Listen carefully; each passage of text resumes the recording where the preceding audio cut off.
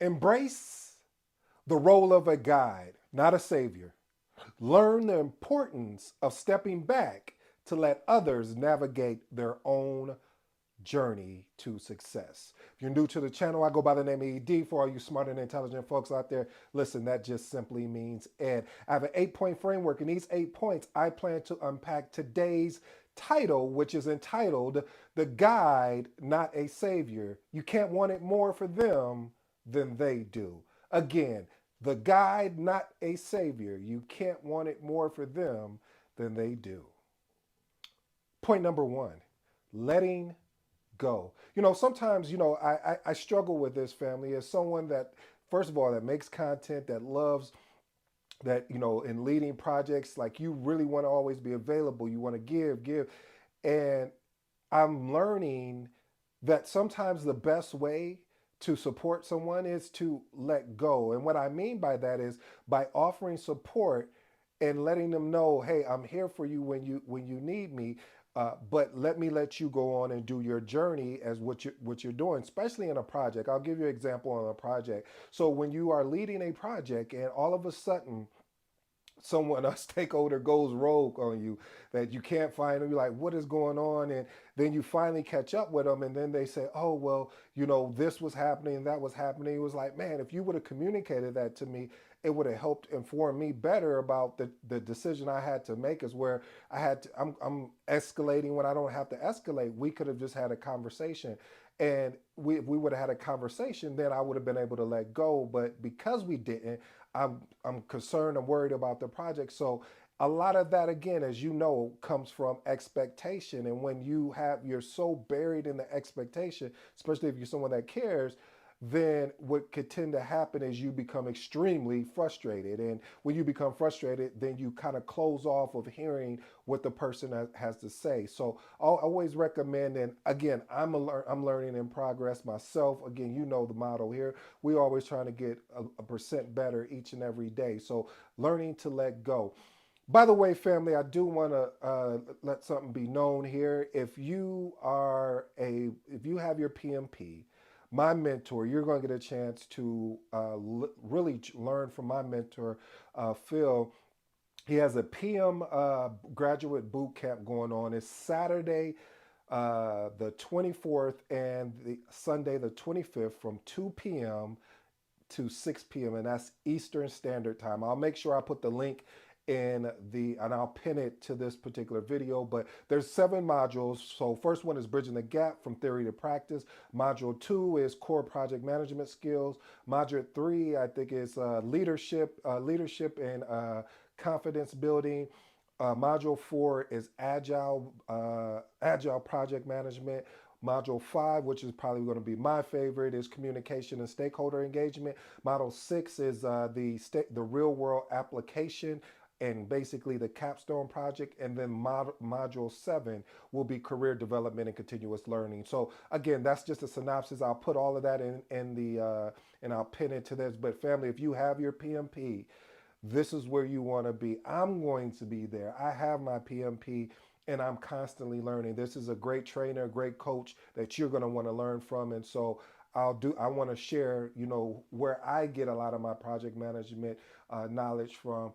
So I hope that you come and join us again, Saturday the 24th and Sunday the 25th, from 2 p.m. to 6 p.m. on both days, and that's Eastern Standard Time. All right, let's get into the rest of the video. Point number 2, offer resources, not solution. Ooh, family, that's one of the things, again, today, I should have just called it Area of Opportunity Monday, because a lot of these points I'm pointing out, I am also working on myself. And, a lot of times what we want to do is we want to go into straight solving mode, that someone presents a problem and we want to offer a particular solution. We want to offer our thoughts on the item. And one of the things that I'm still, again, like I said, working on and in progress is being able to provide that resource, provide them resources for them to go and do their homework on, like sharing books, articles, workshops, basically any tools related to their interest or challenge.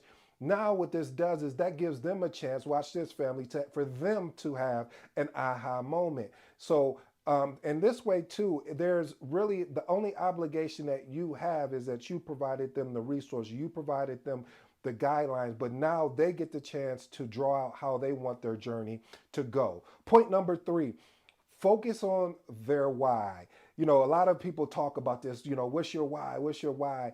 And people don't really know how important that is, that when you don't feel like getting up here and making a video, if you don't feel like getting up here and doing a podcast, or you don't feel like leading your team, or you don't feel like going into that job that day, whatever that thing is, and then you find out, oh, my why is the foundation, my why is the opportunity that I have for the thing that I said that I wanted.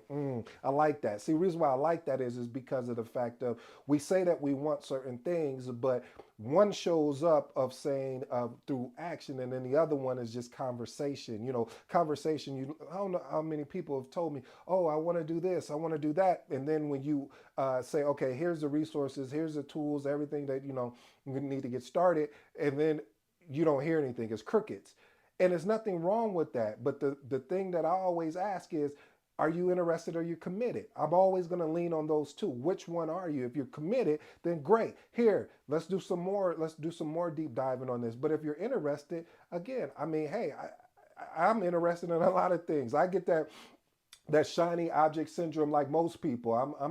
I am not exempt from that. However, I knew once I made a decision, not a choice, to be committed to project management, to committed to personal development, I knew what came with that was I needed to be committed. I couldn't just be interested in dibbling and dabbling. I had to learn my information, and that's why, as I mentioned earlier, I'm going to my mentor and coaches boot camp, even though I have the skills, I have the years of experience. But it's not an excuse to continually to work on my craft, to hone my craft, to get better with the fundamentals. Because once you learn the fundamentals about project management and you keep growing on them, because the PMBOK is constantly changing. And as the PMBOK, because it changes based on what is going on. Like now we have Agile included in there. And Agile was never included in the PMBOK. So I'm saying all that to say this, family, is that when you understand what your why is, I know it sounds cliche and some people even say it's corny, but it works, man. If you work it though, you have to do the work on it. All right, point number four, empowerment over enabling. You know, at the title, I was a little nervous about the title I put because I knew it was going to rub some people the wrong way, but it wasn't about rubbing people the wrong way. I want people as project leaders, as just leaders in general, not to get caught up in trying to be, and not trying to basically enable, but to empower. When you empower someone, you are allowing them to create the self-reliance. When you empower someone, you allow them to really grow as a person. And again, they have their own aha moment, but you were the person that was in the passenger seat while they were driving on their journey. Even though they haven't made it to their destination yet, they're still on that journey. So being able to empower individuals and giving them the tools, again, the tools and resources, and most of all, the confidence. A lot of times we forget about that. We have to empower people to give them the confidence to pursue their goals. And once you do that, you need to allow them to step back. You need to step back. And that was one of the very first points that I described. Because if you someone, then all of a sudden you become the bottleneck. That's why one of the things, and I got criticism about it, is like I never wanted to be a bottleneck on any project that I was leading. I always wanted to ensure that the stakeholders had the ability to go and get whatever, if there was a particular document that I kept, and I made sure it was updated and on a SharePoint site, so that way they were able to fish that. Now I am not enabling them to say, oh well, I didn't be able to get that done because Edward didn't give me the document, or because, so I'm eliminating all of these becauses, because now everything is actually there. Let's move on to point number five. Inspire through actions. Listen, one of the things I always do when someone wants to get on the journey of going after their CAPM or their PMP, I like to, have a conversation with them, and I like to share my journey.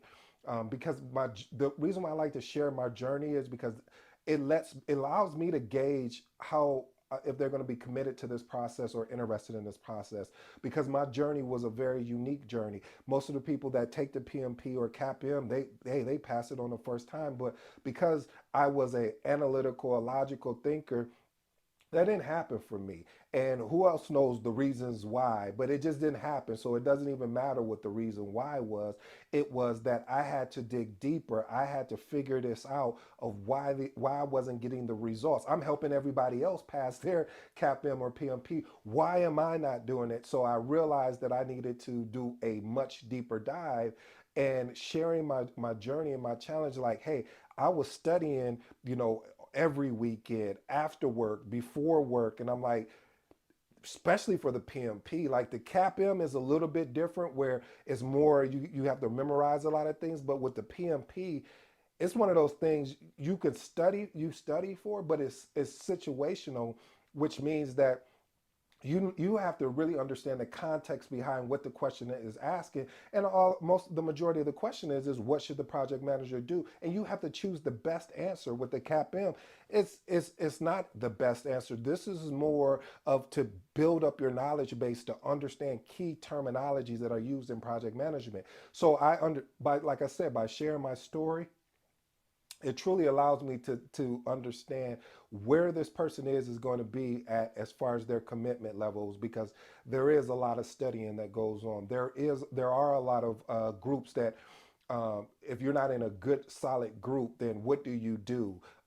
What happens if you fail it? What happens if you get audited? All of these things happen to me, and so understanding how is that person going to deal with it if it happens actually with them. All right, let's move on to point number six. Point number six, ask open ended questions. What I mean by ask open ended question is the ability to really create don't have it where it's a yes or no. Is really being able to regularly engage in conversations that truly explore the thoughts and feelings of the goals. Like, here's an example of a open ended question. What do you think would happen if you fill in the rest of it? Now it gets the person to thinking. Now it puts the ownership back on them, and it's not on you, because your goal is whether you're a leader or you're leading a project, whatever that aspect is, even yourself, and you're helping out a friend or family member, the importance of asking open-ended questions, again, to get that aha moment for them to realize, yes, this is the thing I want to do. Let's move on to point number seven. Model resilience. That's key. I even shared that with you, and I said, family, one of the biggest things I had to do is become resilient when I was taking this test. When I didn't get the success that I thought I was going to get the first time, when I didn't get the success that I thought I was going to get the second time or the third time, and I realized, okay, I'm a PMI put me on timeout. I was like, thank you. Let me go and figure this out. And once I figured it out, boom, I came back and I did damage to that test. And I'm not saying that to impress you. To impress you. I'm just trying to impress upon you, as Les Brown would say, is the fact that it's possible that you can make this happen. And so being able to, again, for you to go dig deep and find out where were you resilient at, and what made you resilient. How was you feeling? What made you push through when you didn't want to? What made you to keep going? So look at that piece. Point number 8, create a supportive environment. One of the things is when you're on a journey, you got to get around people that are like-minded. You got to get around people that want to be supportive, and a way of that is consistent, that a way of that offers encouragement. Because I tell you, this journey, if you're going after your CAPM, your PMP, or whatever the thing is, if you're not even in project management, if you're deciding to get into it, it is a journey. It's not a destination, because once you get the CAPM, once you get the PMP, once you get the ACP, now you're going to have to continue to keep that skill set very sharp. If you don't keep that skill set sharp, you may decide to go on an interview or a job opportunity. They may ask you, so tell me, give me 10 out of the 49 processes, and you be like, huh? Well, you say you have your PMP. You should know what the 49 processes are. Just give me 10 of them. All right. How about you give me 10 knowledge? Give me 5 out of the 10 knowledge areas. You see where I'm going with this, family. So it's important that you get around like-minded people that can support the environment you're trying to create for yourself and create the wins you're trying to capture. Here's my bonus. I have two for you today. Well, no, do I got two? Yeah, I got two. I'm gonna give you two of them. First bonus: encourage yourself, or basically self-reflection. This is something I'm starting to do more of, as far as just more self-reflection. Like, okay, how if I make a decision and it didn't go the way that I wanted, what could I have done better? How can I get better at that? So being able to introduce self-reflection practices such as whether journaling, meditation, anything that will give you an opportunity, or just sitting by yourself thinking like, man, how could I have done that better? Uh, because this will really help you long term, and of how you process of making your decisions. All right, the last and final bonus is celebrate the journey. A lot of people don't celebrate their journey. They're so used to celebrating the destination that they forget that within the journey there's certain milestone steps that need to be achieved. And when you don't do that, what you end up happening is you get to your destination and you're like, dang, this is it. Like, I got the PMP. That's it. Like nothing. Versus when you're going through the journey and like, man, you know what? Today I'm halfway through before I get ready to take the PMP. I'm killing it on these practice tests. I'm regurgitating the information really well. I can explain it to anybody on a level that gives me more confidence. So again, family, learn to create small wins for yourself. So when you get to the destination, as my mom or my dad would say, you don't even have to celebrate because you've already been there. So walk into it like you've already been there. I'm going to give you some closing remarks. I have 3 points that I want to close with. First point: empowerment over enabling, meaning true support really lies in equipping. That's the key word. I learned that from my mentor, Phil, which he learned through John Maxwell. But the ability to equip individuals with tools and confidence to navigate their own path, and fostering autonomy and growth. Point number two on these last closing remarks: modeling resilience. As I shared with you before, you're going to have to figure out your reasoning for keep going when you get knocked down. You're going to have to figure out, how do I get back up? And you got to get back up, family. You can't lay there, because the longer you lay there, the more frustrated you're going to get. So get back up and go at it again. And the last and final one, like I shared, is celebrate the journey. The destination, when you get there, is going to be much more sweeter if you celebrate small wins during the journey. Until next time, I've been your boy ED. I'm out.